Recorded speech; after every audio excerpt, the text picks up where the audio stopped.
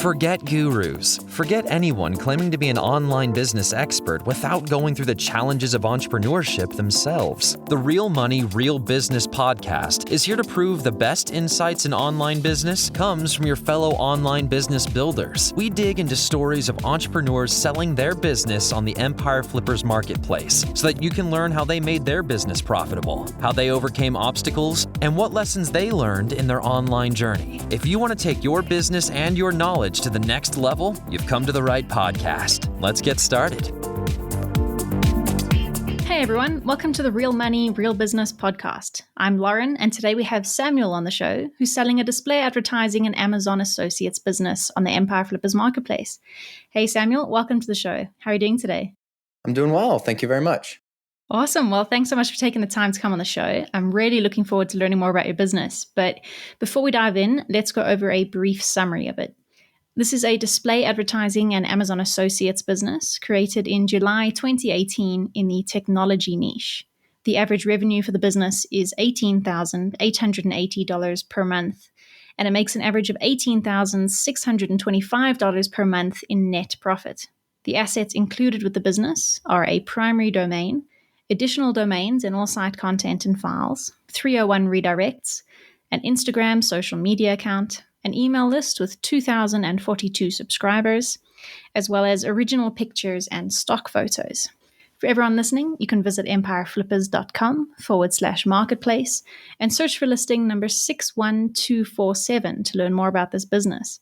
Or you can unlock this listing to start your due diligence if you're interested in purchasing this asset. So, Samuel, now that we know more about your business, let's hear from you. Can you fill us in on your background in starting and running online businesses? Sure. So I've been in the online space for about 4 years, and it was pretty soon after I was learning and looking into starting this that when I started this site. So this was actually the first one I started. I have many other websites now, maybe 7 or 8 in total, but this was the first one and the one that I've built basically from the ground up. And yeah, that's really it. Awesome. So what attracted you to writing about this particular topic? So I actually worked in the industry for quite a few years, doing this type of work on like a commercial level. So it was something I was very familiar with, and it was easy for me to write on and easy for me to understand, like, what are the type of questions that people may be asking. So that's what attracted it, the most, because I didn't really, I was uncomfortable with the online business, starting a content site. I didn't understand a lot of it. So having one comfort aspect of just understanding the topic really well made it much easier to get started. Yeah, absolutely. And what was it about the display advertising business model that drew you to it? I actually mainly started out with Amazon affiliates, and that was like the main push. I was like, okay, I can write some articles on different products and things that are used in this industry and get some affiliate commissions. And then soon after starting, I learned of display advertising. And then I realized soon after that display advertising can be much more lucrative than Amazon affiliates, at least for certain content websites. And I really like the passive aspect of it, where we write all the content, we get it online, Google's ranking it well, and then the money just continues to flow in constantly. And you don't have to worry about it all the time. It's like you do the work and then it's done, and you kind of just let it sit. That's the really awesome aspect of it. Yeah, absolutely. As you say, it is a great passive business model. Your site operates through a variety of monetization methods. What other income streams do you have on this site? It's mainly just display advertising and Amazon affiliates.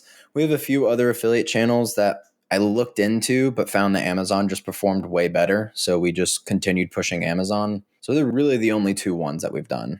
Okay, cool. And your display advertising, are you affiliated with multiple networks or partners, or is it just one main company?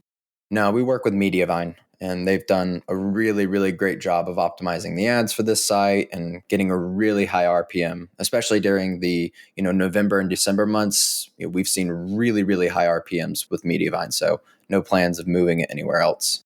Fantastic. Well, as you say, this was the first site that you started. It certainly sounds like you've got a passion for this topic. What are the reasons that you decided to sell the business now? I'm actually looking to, as I said, I have other websites. We have 7 or 8 other websites. Basically just looking for more capital to grow more sites and start more. And I also want to diversify my portfolio and look into buying some real estate, possibly buy a commercial real estate property. So just kind of diversifying my portfolio a little bit. And I feel it's time to almost 4 years of running this site.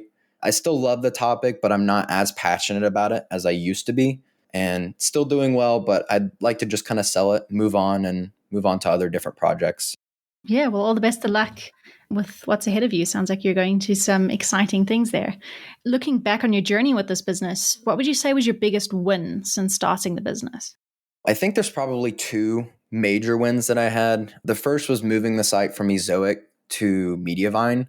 And almost immediately from moving from Ezoic to Mediavine, we saw like a massive increase in RPMs as far as how much the display advertising was paying out.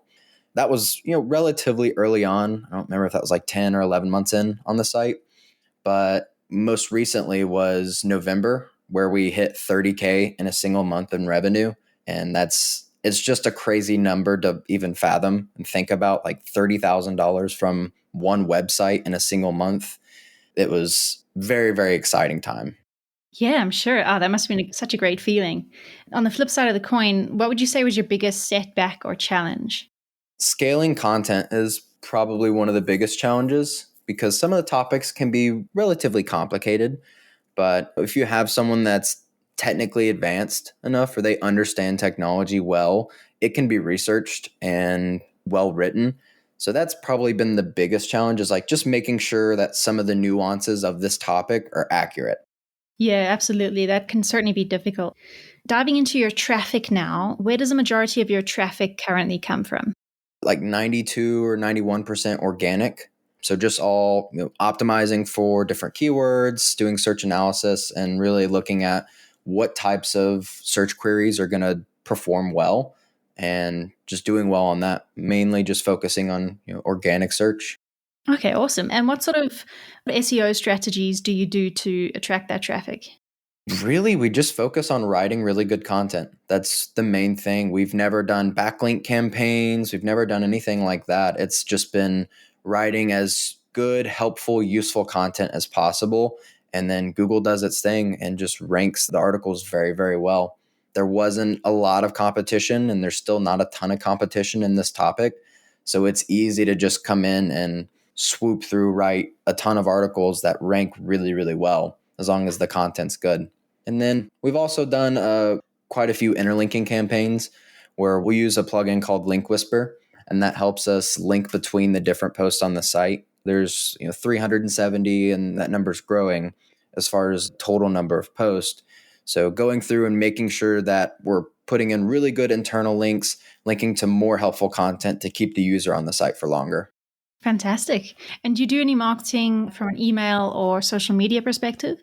Not really. Like the email list is built pretty passively. Mediavine has a really great tool called Grow, and that's implemented on the site. And that's their like first party cookie collection tool, which we've been using that ever since it came out. And then they have a tool in there, I think it's called the subscriber widget or spotlight widget or something like that. And essentially when the user's scrolling down through one of the articles, a little in line with the content, where a user can enter their email and sign up for the email list. So we've built it with that, and that's how it's grown to basically, 2,000 plus email subscribers. But I really haven't utilized the email list much. It just hasn't been a major focus for us. Yeah, this certainly sounds like a great feature, though. What would you say are the major opportunities for growth with this business? There's quite a few. I think the number one major opportunity is to go back through some of the older content, analyze, did some of the pages traffic fall off at one point? Like, was it doing really, really well? And then did it fall off? And if that's the case, then that content needs to be upgraded and rewritten, because obviously there's, traffic behind those topics, but the article is no longer ranking well. So that's a really great opportunity, is to just go back on some of the older content, rework it, make it better, and republish it. Another would be some sort of like a sales product, some sort of info product. That's the word. So some sort of ebook or quick guide, something like that could do really, really well in this industry. It can be a little complicated to build, but it could be a major moneymaker. I just never really invested the time into building something like that. Yeah, certainly a great idea. So you mentioned before that content is your core focus. Can you tell us about your content creation process? Yeah, so it's changed a lot over the years. I started out writing all the content, editing all of it, doing basically everything. And then as it grew and as it started making more money, we started outsourcing a little bit. So our content process is, I come up with a topic and then that's passed off to a writer. The writer will write the article and then an editor will come in and edit the article. I'll come in, add photos, and then do a final content review where I essentially read the entire article, make sure everything's technically accurate, and then it gets published. So that's the current process. And it's definitely evolved over time, but that's where it's at now. Fantastic. And how often would you say you add new content to the site? I think we're doing like 10 articles a month now. There's definitely more topics out there, but as my focus has kind of shifted to other sites and building those up, I don't spend a ton of time on it. I think maybe 5 hours a week at the absolute most, just 10 articles a month or so. Okay, great. And how do you come up with the topics that you want to write about?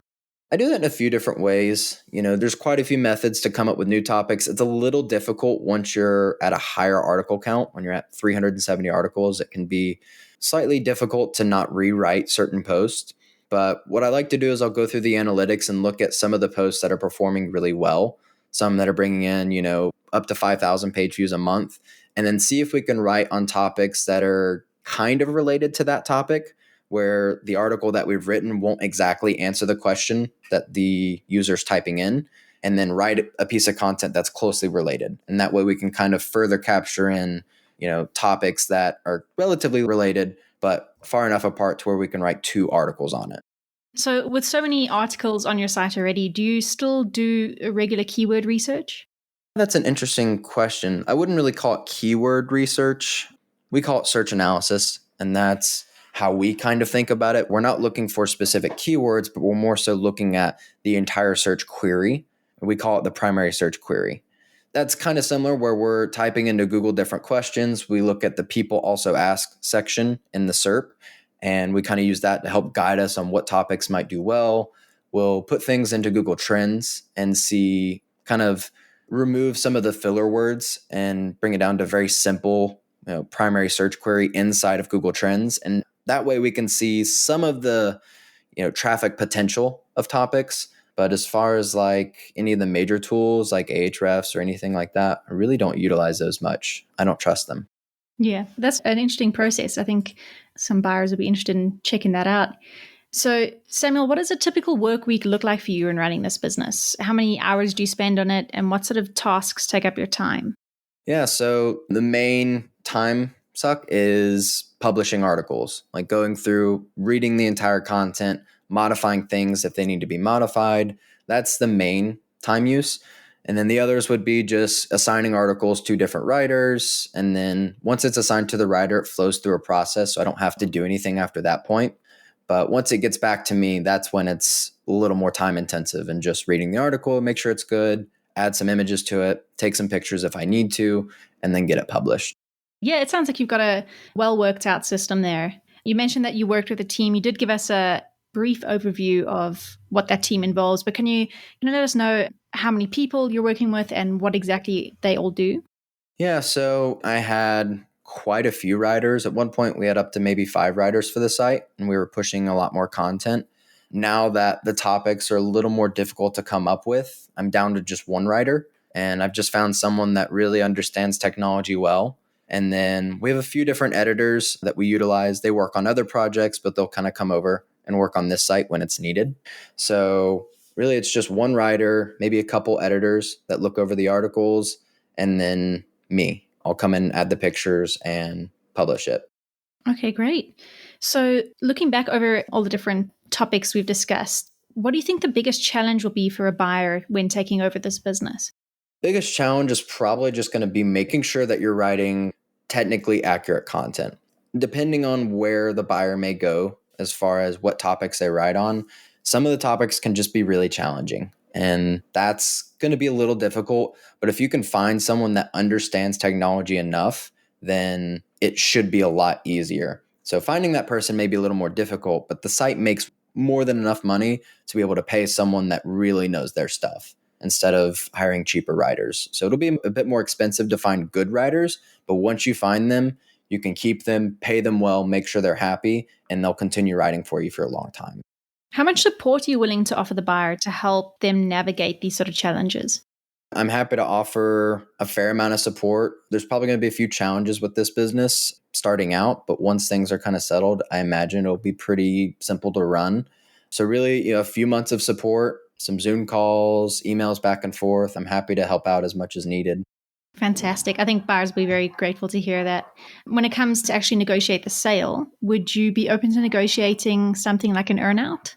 Yeah, I would. As long as the majority of the payment is done up front. So 70 to 80% of the site is paid for in full, and then we can do some sort of earnout after that. I'm definitely willing to look into that. Fantastic. And would you commit to a non-compete agreement? Yes. So I do have another tech-based site that's very general, and it's not in any way writing on any topics that this site covers. And we've been very, very careful to have a very strict line of like, this is this site that's selling, and then this is the general tech website. So as long as that non-compete doesn't interfere with my other site, I'm fully willing to, sign a non-compete for this specific niche. Absolutely. Fantastic. So Samuel, as you said, this is the first website that you started, but you've started a couple more since then. For any entrepreneurs who are listening who want to get into starting their own websites, what advice would you give listeners that you wish you knew when you first started this business? That's a really great question. You have to learn to be patient, especially with content-based businesses. You're going to do a lot of work up front, and you're not going to see any results for at least like 6 to 9 months, possibly a year. So if you're getting into this, you need to understand that. Otherwise, you're going to quit, because this is a very time-intensive upfront business. And then once things are built, you just have to learn to wait and let Google rank your articles, and just be okay that it's going to take a long time, and then continue working in that process. You can't get discouraged if you don't see results in the first 6 months. Yeah, that's fantastic advice, and definitely very relevant. It's certainly not a business where you're going to get rich overnight. No, not a get rich quick business at all. Yeah, absolutely. Like I said, almost 4 years to get here, and I had a full-time job at the time. So I was working long nights, early mornings, every free second I had to get everything built. But now it's in a great place to where it doesn't take much time. So just be very patient, build good processes, build a team that you trust to do good, and things can fall into place very well. Absolutely. Fantastic advice. And that leads us into the final question of the interview, which is, if you had to put yourself into the shoes of a buyer, why do you think your business is a business worth buying? It's a good question. So this niche has been around for quite a long time, and with the coronavirus and things changing in certain industries, I only see this niche getting more and more popular. This is selling before Q4, so you're going to have some massive earnings come October, November, December. That's another great thing. It's very consistent as far as the monthly revenue that comes in. It doesn't really dip down too much, and then it goes really high when it gets to Q4. So those are the things that I like about it. And there's quite a few good opportunities to grow it further as well. Like I said, modifying old content, writing more articles, of course, and then doing some sort of info product or optimizing on affiliates. You can totally increase the total RPM that the site can produce. Fantastic. All great points. Is there anything else that you'd like to share with our listeners that I might have missed? No, I think I'm good. We hit a lot of different topics. Fantastic. Well, thank you, Samuel, for coming on and giving us a little bit more insight into you and your business. I've certainly learned a lot, and it's been an absolute pleasure. Absolutely. Thank you very much for having me on. All right, everyone. Thanks for listening. To learn more and see if this listing has already been sold, head over to empireflippers.com/marketplace and search for listing number 61247. If you're watching this on YouTube, click the link in the description to go straight to the listing. Once you've unlocked this listing, you'll be given everything you need to know about this business. So until next time, enjoy your digital journey.